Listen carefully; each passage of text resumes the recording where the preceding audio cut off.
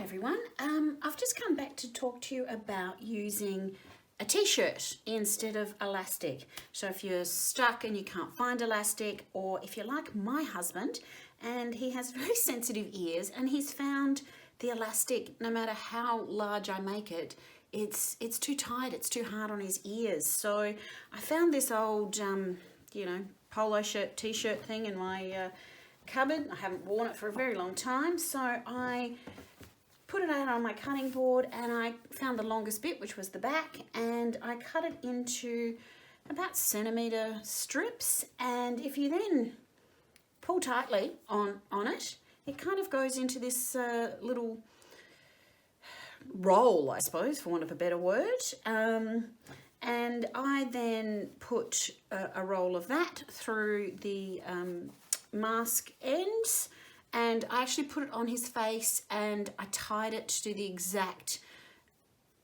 tension that it needed to be to hold it on his face firmly but without hurting his ears. And then once you're done with that, you can jiggle and put the knot into the gap again. So that's a way of getting around having to find elastic, and a bit of a softer way of doing it.